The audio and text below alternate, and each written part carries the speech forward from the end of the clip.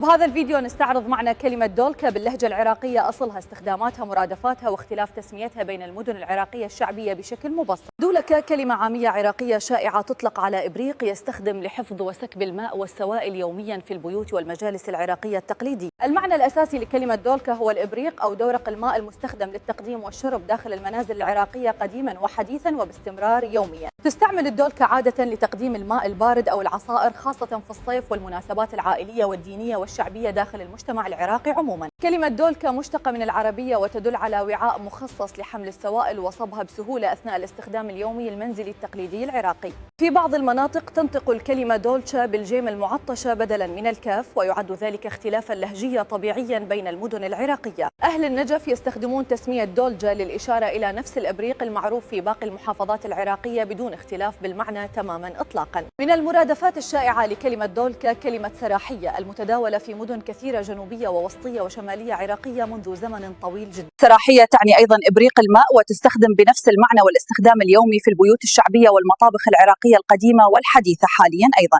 كلمة جك هي مرادف آخر شائع للدولكا، خاصة في اللهجات الحديثة داخل المدن الكبيرة وبين الشباب بشكل متكرر حاليا. بعض العراقيين يستخدمون كلمة صلاحية للدلالة على الإبريق المنزلي المصنوع من الزجاج أو البلاستيك للاستخدام اليومي داخل المنازل العراقية. تعدد التسميات يعكس تنوع اللهجات العراقية واختلاف المسميات بين المناطق والمدن حسب العادات المحلية والتراث الشعبي المتوارث قديما وحديثا. رغم اختلاف الأسماء يبقى المعنى واحد، وهو إبريق الماء المستخدم يوميا في الحياة العراقية البسيطة داخل البيوت والمجالس الشعبية. الدولكا عنصر أساسي في المائدة العراقية، خصوصا عند تقديم الطعام للضيوف والأهل بالمناسبات الاجتماعية والدينية المخالفة طوال السنة تقريبا. توجد دولكا مصنوعة من الزجاج وأخرى من البلاستيك حسب الاستعمال المنزلي اليومي وسهولة التنظيف والتحمل والرغبة الشخصية لكل عائلة. قديما كانت الدولكا تصنع من الفخار وتستخدم لتبريد الماء طبيعيا خلال الصيف بسبب مساميتها العالية وخصائصها التقليدية المعروفة شعبيا. الدولكا حاضرة في الذاكرة الشعبية العراقية وترتبط بالبساطة والضيافة والكرم والعادات اليومية الأصيلة داخل المجتمع العراقي منذ زمن طويل. ذكر الدولكا يثير صور البيوت القديمة والضيوف وأكواب الماء الموضوعة قرب المائدة وقت الطعام أو الاستراحة اليومية العائلية البسيطة. اللهجة العراقية غنية بالكلمات المتعددة لمعنى واحد، مثل دولك وسراحية وجك وصلاحية ودولجة حسب المنطقة والمدينة.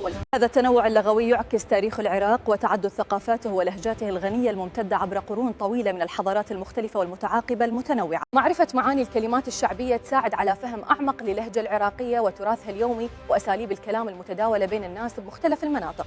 كلمة دولكا مثال واضح على بساطة المفردات العراقية اليومية المرتبطة بالحياة المنزلية والعادات الاجتماعية الأصيلة منذ أزمان بعيدة جدا. شاركنا بالتعليقات ماذا تسمون الدولكا في منطقتكم العراقية، وهل تفضلون تسمية دولكا أم سراحية أو جك أو دولجة محلية؟